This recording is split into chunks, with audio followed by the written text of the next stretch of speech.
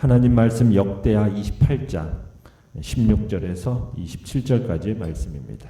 역대하 28장 16절에서 27절입니다.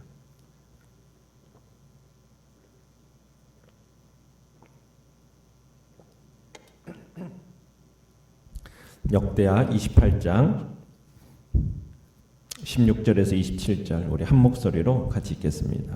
시작. 그때에 아하스 왕이 아수르 왕에게 사람을 보내어 도와주기를 구하였으니 이는 에돔 사람들이 다시 와서 유다를 치고 그의 백성을 사로잡았음이며 블레셋 사람들도 유다의 평지와 남방 성읍들을 침노하여 베세메스와 아얄론과 그데롯과 소고 및 그 주변 마을들과 딥나 및 그 주변 마을들과 김소 및 그 주변 마을들을 점령하고 거기에 살았으니 이는 이스라엘 왕 아하스가 유다에서 망령되이 행하여 여호와께 크게 범죄하였으므로 여호와께서 유다를 낮추심이라. 아수르 왕 디글랏 빌레셀이 그에게 이르렀으나 돕지 아니하고 도리어 그를 공격하였더라. 아하스가 여호와의 전과 왕궁과 방백들의 집에서 재물을 가져다가 아수르 왕에게 주었으나 그에게 유익이 없었더라. 이 아하스 왕이 곤고할 때 더욱 여호와께 범죄하여 자기를 친 다메섹 신들에게 제사하여 이르되 아람 왕들의 신들이 그들을 도왔으니 나도 그 신에게 제사하여 나를 돕게 하리라 하였으나 그 신이 아하스와 온 이스라엘을 망하게 하였더라. 아하스가 하나님의 전의 기구들을 모아 하나님의 전의 기구들을 부수고 또 여호와의 전 문들을 닫고 예루살렘 구성마다 제단을 쌓고 유다 각 성읍에 산당을 세워 다른 신에게 분향하여 그의 조상들의 하나님 여호와를 진노하게 하였더라. 아하스의 남은 시종 사적과 모든 행위는 유다와 이스라엘 열왕기에 기록되니라. 아하스가 그의 조상들과 함께 누움에 이스라엘 왕들의 묘실에 들이지 아니하고 예루살렘 성에 장사하였더라. 그의 아들 히스기야가 대신하여 왕이 되니라. 아멘. 오늘 말씀의 제목은 죄악이 남긴 결말이라는 제목으로 말씀을 나눕니다. 내용 관찰 문제 1번을 보시면은 아하스의 지도 아래 있었던 남유다의 상황은 어떠했습니까? 자, 아하스의 유다 왕국은 우리가 어제 봤듯이 이미 아람과 이스라엘과의 전쟁의 패배로 인해서 국방력이 기울어질 대로 기울어져 있었습니다. 그러던 차에 엎친 데 덮친 격으로 17절, 18절에 보시면은 에돔과 블레셋이 또 쳐들어왔어요. 이 두 나라는 오래전부터 이 유다를 괴롭혀 오던 나라들인데 사실 유다의 국력이 한창 강할 때는 유다의 속국으로서 이 두 나라가 숨도 제대로 못 쉬었었죠. 그런데 유다가 이 아람과 또 이스라엘과의 전쟁으로 인해서 국력이 약화가 되니까 그 틈을 놓치지 않고 파고든 겁니다. 특히 이때 블레셋이 18절에 보시면은 빼앗은 유다의 성읍들이 나오는데 이 성읍들 모두 다가 지금 유다 평지에 있는 기름진 땅들이었습니다. 우리나라로 친다면은 호남 평야와 같은 곡창지대예요. 그 곡창지대를 모두 잃어버린 셈이 된 겁니다. 농경 국가인 유다로서는 그야말로 돌이킬 수 없는 치명타를 맞은 셈인 거죠. 자, 이 모든 어려움이 뭐 때문이었습니까? 19절에 이야기하듯이 아하스가 유다 사람들을 부추겨서 하나님을 거역하게 해서 빚어진 일이었다. 분명하게 이야기를 하고 있습니다. 그래서 하나님이 아하스와 백성들의 죄를 보시고 그들을 낮추기로 하신 겁니다. 자, 유다가 지금 주변 극들로부터 침략을 당해서 백성들과 영토를 빼앗기는 일이 하나님께로부터 온 징계라면 여러분, 이 상황을 탈출할 수 있는 유일한 방법도 무엇이겠습니까? 하나님께로 돌아가는 것이에요. 그렇지 않습니까? 아하스가 회개하고 하나님께로 돌아오면 되는데, 자, 회개하고 돌아왔습니까? 안 돌아왔습니까? 돌아오질 않았습니다. 도리어 아하스는 이 문제를 어떻게 해결하려고 했습니까?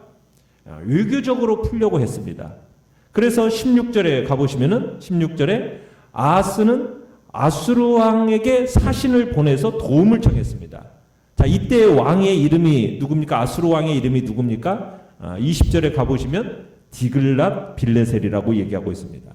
그런데 이거야말로 늑대를 몰아내려다가 호랑이를 불러들인 격이 되어버렸습니다. 디글랏 빌레셀은 아수르의 그 왕권을 차지하고 나서 호시탐탐 가나안 지역을 눈독 들이면서 이 남쪽의 비옥한 이 팔레스타인 지역을 어떻게 차지할까? 그것에 대한 야심이 있었던 정복자였거든요. 그런데 지금까지는 진출할 명분이 없었던 차에 참으로 유다가 그 명분을 만들어준 거예요. 그래서 회제를 부르면서 아하스 왕의 요청을 받아들인 겁니다. 그러니까 디글랏 빌레셀은 이제 아수르 왕 디글랏 빌레셀은 이 아하스의 뇌물을 받고서는 기쁜 마음으로 즉시 아수르 대군을 진군시킵니다. 그러면서 이 팔레스타인 지역을 이제 침략해 가는데 먼저는 블레셋을 침략해서 이 나라들의 영토를 아수르주 3개로 이렇게 편입시켜 버립니다. 그리고 아람을 쳐가지고 르신 왕을 처형을 하고 또 그 아람 나라를 4개 주로 나누어서 아수르 영토로 편입을 시키죠. 그러면서 이 아수르가 가나안 이 원정을 통해서 이스라엘도 멸망케 하고 그 다음에 암몬, 모압, 에돔, 블레셋 모든 나라들이 다 아수르에게 편입되면서 아수르를 군주로 섬기는 그런 결과를 초래하게 됩니다. 그러니까 아수르의 이 가나안 평정은 디글랏 빌레셀을 초청한 아하스와 유다에게는 어떠한 영향을 주었습니까? 20절에 가보시면은 좋은 영향이 아니에요. 좋지 않은 영향을 미쳤습니다. 질풍같이 달려온 이 아수르 군이 유다를 돕기는커녕 어떻게 하고 있습니까? 포위하고 압박해 들어와서 결국에는 아수르가 유다를 돕지 아니하고 도리어 그를 공격했다. 이렇게 말씀하고 있는 겁니다. 자, 이에 다급해진 아하스가 이제 돈으로 이 아수르 왕의 마음을 누그러뜨리려고 했습니다. 그래서 21절에 보시면은 참 이미 수차례에 걸친 전쟁으로 인해서 또 그의 패배로 인해서 재정 상태가 말이 아니었는데도 불구하고 어쨌든 없는 돈을 만들어내서 급한 불을 꺼야 했기 때문에 이제 돈을 끌어모으는데 어디에서 그 돈들을 끌어모았다고 얘기하고 있습니까? 여호와의 전과 왕궁과 방백들의 집에서 재물을 끌어다가 재산까지 다 몰수에다가 그리고서는 아수르 왕에게 뇌물을 바친 겁니다. 그러니까 아하스는 하나님을 믿고 순종하기는커녕 오히려 하나님의 것을 인간에게 지금 바쳐가면서 지금 살아남으려고 지금 그렇게 하고 있는 비굴한 왕으로서 전락하게 된 거죠. 이 시대에 활동했던 선지자가 있는데 그 사람이 이사야입니다. 이사야. 이 이사야가 아하스 왕에게 아수르의 도움을 믿지 말고 오직 하나님께 도움을 구해라. 그렇게 간곡히 충고했었어요. 이사야서 7장, 8장에 가보면은 그렇게 아하스 왕에게 얘기했는데도 불구하고 이 아하스는 이사야의 충언을 냉정하게 무시해버리게 됐거든요. 그러나 성경은 자, 아하스 왕이 이렇게 많은 뇌물을 썼는데 아수르에게 바쳤는데 유익이 있었습니까? 없었습니까? 21절에 보시면은 유익이 없었더라. 한마디로 그렇게 돈을 많이 쓰고도 상황은 유다에게 전혀 호전되지가 않았습니다. 돈은 돈대로 쓰고 망신은 망신대로 당하게 된 거죠. 그러니까 이 모든 상황에 대한 주된 책임이 아하스 왕에게 있었던 겁니다. 그러니까 사면의 적들이 이렇게 유다 왕국을 정말 어떻게 보면 샌드백처럼 그렇게 난타하는 결과 어떻게 보면 그들이 유다보다 강해서가 아니었습니다. 그들이 지금 유다가 그들보다 못한 나라에게까지 이렇게까지 된 이유는 무엇이었어요? 19절에 분명히 이야기한 것처럼 여호와께 크게 범죄하였으므로 여호와께서 유다를 낮추셨기 때문이다. 정확하게 기록하고 있는 거죠. 자, 내용 관찰 문제 2번을 보시면은 남유다가 풍전등화의 상황에 처했음에도 불구하고 아하스는 어떤 일들을 자행했습니까? 자, 아하스가 조금이라도 생각이 있는 사람이었다면 일이 이렇게 되었으면 어떻게 했어야 되는 겁니까? 좀 깊은 반성과 또 묵상 가운데 하나님께 회개하고 돌아왔어야 돼요. 회개하고 주님께 돌아오는 것만이 어떻게 보면 자신과 온 나라가 살 수 있는 유일한 길이었기 때문에 회개하고 돌아왔어야 되는데, 자, 22절에 보면은 오히려 지금 아하스는 어떻게 하고 있습니까? 더 큰 죄를 저질렀습니다. 곤고할 때 더욱 여호와께 범죄했다고 얘기하고 있습니다. 어떤 죄를 저지르고 있습니까? 하나님께 보란 듯이 우상 숭배를 더 노골적으로 지향했다라는 거예요. 가장 기가 막힌 일은 무엇입니까?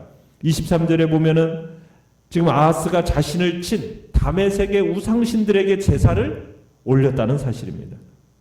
우리가 열왕기의 기록에 가보면요, 아하스가 이 당시 아람을 멸망시키고 아람의 수도 이 다메섹에 주둔하던 아수르 왕을 아련하러 갔었어요. 그리고는 거기서 이 아하스가 아수르 왕이 숭배하던 우상 제단을 보게 됩니다. 그리고는 그 우상 제단을 예루살렘으로 돌아와서는 그 즉시 그 제단과 똑같은 형태의 제단을 만들게 합니다. 그리고는 우상을 숭배했어요. 어떻게 보면 아하스의 영적인 어리석음이 극에 달하고 있었던 거죠. 이스라엘 역사상 이 아하스처럼 영적으로 어두운 사람은 이때까지 없었어요. 아하스는 우상만 숭배한 게 아닙니다. 24절에 가보시면은 하나님의 전에 대해서는 어떻게 하고 있습니까? 그 기구들을 모아다가 부수고 여호와의 전 문을 어떻게 했다? 닫았다. 이렇게 얘기하고 있어요. 그러니까 하나님의 종교도 여호와의 종교도 핍박했던 겁니다. 성전의 기물들은 부수고, 그리고는 대신에 어떤 일을 했습니까? 구석구석마다 제단들을 쌓고서는 그곳에다가 다른 신에게 분향하는 일을 했습니다. 참 아하스는 성전 문을 걸어 잠그고 예배를 폐지할 뿐만 아니라 온갖 곳곳에 제단들을 세우면서 우상 숭배하는, 그러면서 그 우상 숭배를 강요하는 일까지 했다라는 거예요. 25절에 그렇게 해서 하나님을 어떻게 했습니까? 진노하실 일만 골라서 했다. 지금 이렇게 표현하고 있는 거죠. 자, 연구와 묵상 문제 3번입니다. 죽은 아하스가 이스라엘 왕들의 묘실에 안장되지 못한 이유는 무엇입니까? 자, 27절에 가보시면은 아하스가 죽으니까 사람들이 그를 왕실의 묘실에 장사하지 않고 예루살렘 성 안에 장사했다. 이렇게 얘기하고 있습니다. 이때까지만 해도 유다 왕들이 다윗성, 또 다윗성 안에도 열왕의 묘실이 있어요. 그런데 왕실의 묘지에 이렇게 묻히지 못한 사람들은 이렇게 몇 명이 있었지 않습니까? 자, 그런데 이 다윗성을 벗어나서 묻힌 사람은 아하스가 처음입니다. 그러니까 아하스는 죽어서도 지금 이스라엘 왕들의 묘실에 묻히지 못하는, 어떻게 보면 가장 큰 수치를 당하게 되었다는 얘기죠. 그러니까 역대기 기자가 얘기하고 싶은 건 뭡니까? 아하스를 역대 최악의 왕으로 취급하고 있다는 겁니다. 이런 사실은 오늘 우리에게 있어서 참 도움이신 하나님을 반역하고 성전을 회파하고 세상을 쫓고 우상을 숭배하는 자의 결말이 어떠한 결과를 낳는지를 생생하게 보여주고 있는 겁니다. 아하스의 죄에 대한 하나님의 철저한 형벌이 죽음 이후에도 보여지게 하심으로써 우리 후대에게 교훈을 주고 있는 것이죠. 느낀 점 4번을 보시면은 아하스가 아수르 왕에게 도움을 청하며 그에게 재물을 바쳤음에도 오히려 공격을 당하고 아무 유익이 없게 된 결과를 보면서 무엇을 느낍니까? 하나님을 버리고 세상과 짝하려 하는 것은 오히려 스스로 더 큰 함정을 파는 어리석은 일이다라는 것을 우리로 하여금 느끼게 하는 겁니다. 하나님 대신 우상을 섬기고 위기에 직면해서도 하나님을 의지하지 않고 아수르를 끌어들인 아하스, 가깝게는 북이스라엘을, 멀게는 남유다까지도 패망할 수밖에 없게 만드는 스스로 함정을 판 가장 어리석은 자였다라는 것을 우리가 보는 것처럼, 이런 어리석은 자의 모습을 통해서 우리는 선하신 하나님, 그리고 신실하신 하나님의 백성들을 외면하고 세상의 악한 자들과 짝해서 이익을 도모하는 것, 그것은 도리어 가장 큰 파멸의 함정을 파는 것이다라는 것을 우리는 명심해야 할 것입니다. 그러기에 언제나 하나님을 좇는 것은 물론 특히 어려움에 처한 때일수록 우리는 더욱 하나님만 의지하는 자리에 있으시기를 간절히 바랍니다.